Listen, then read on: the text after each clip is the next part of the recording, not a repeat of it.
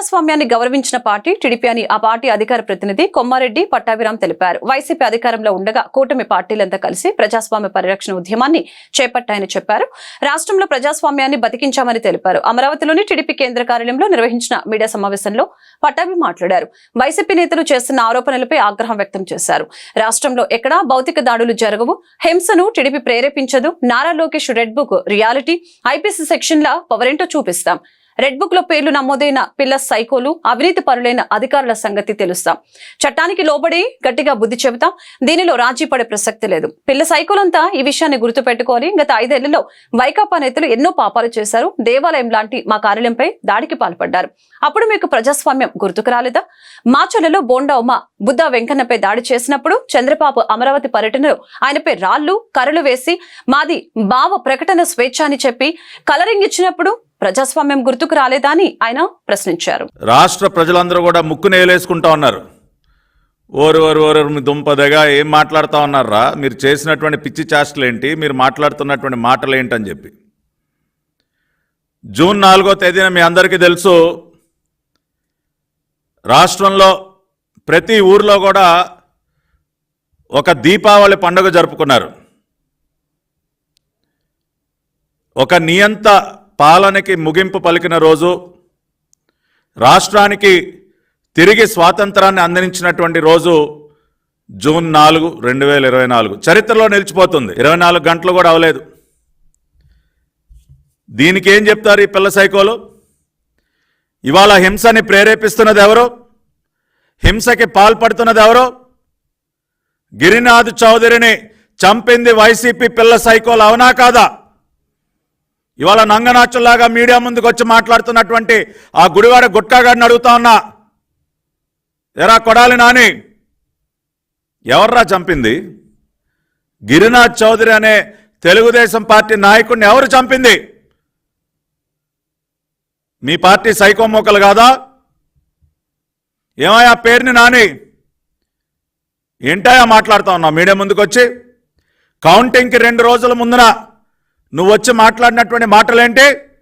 గంటలు లెక్క పెట్టుకోండిరా, మీ సంగతి తేలుస్తాం. ఏది కౌంటింగ్కి 2 రోజుల ముందు? దాన్ని బట్టి అర్థం కావట్లేదా మీ వ్యవహార శైలి ఏంటో?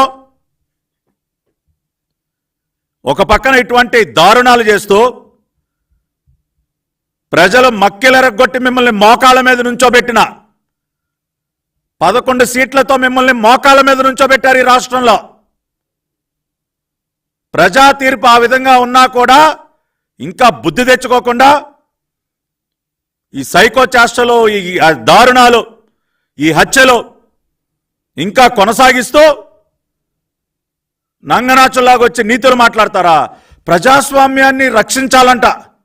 రాష్ట్ర గవర్నర్ గారి దగ్గరికి వెళ్ళి విన్నపాలు ఇస్తారు. విన్నపాలు ఏమైదా ప్రజాస్వామ్యాన్ని రక్షించడం అంటే? మా పార్టీ నాయకుల్ని అత్యంత దారుణంగా చంపటమా ప్రజాస్వామ్యాన్ని రక్షించడం అంటే? నేను సూటిగా అడుగుతా ఉన్నా, తెలుగుదేశం పార్టీ నాయకుల్ని కిరాతకంగా చంపటాన్ని ప్రజాస్వామ్యాన్ని రక్షించడం అంటారా? 5 సంవత్సరాలు మీరు చేసినటువంటి పాపాలు, దాని యొక్క పర్యవసానమే మీరు చూశారు. జూన్ 4వ తేదీన 151 నుంచి 11 స్థానాలకి పడిపోయారు మీరు. కనీసం ప్రతిపక్ష హోదా కూడా దక్కలేదు. సిగ్గుపడకుండా ఇంకేం మొక్కలు పెట్టుకుని వస్తూ ఉన్నారా మీడియా ముందుకు? మీరు ఏ మొక్కం పెట్టుకుని వస్తూ ఉన్నారు?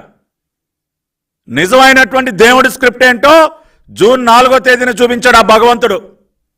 151లో మధ్యలో ఉన్నటువంటి 5ని చెరిపేశాడు ఆ భగవంతుడు. దేనికో తెలుసా? ఆ 5 సంవత్సరాల, మీ 5 సంవత్సరాల పరిపాలన ఒక కళంకం ఈ రాష్ట్రానికి. అటువంటి కళంకాన్ని రూపుమాపాడు ఆ భగవంతుడు.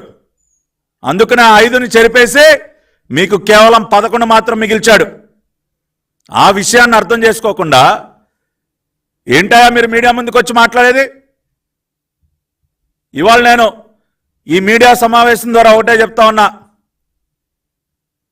ఎస్, తెలుగుదేశం పార్టీ నిజంగా ప్రజాస్వామ్యాన్ని గౌరవించినటువంటి పార్టీ రాష్ట్రంలో తెలుగుదేశం పార్టీ.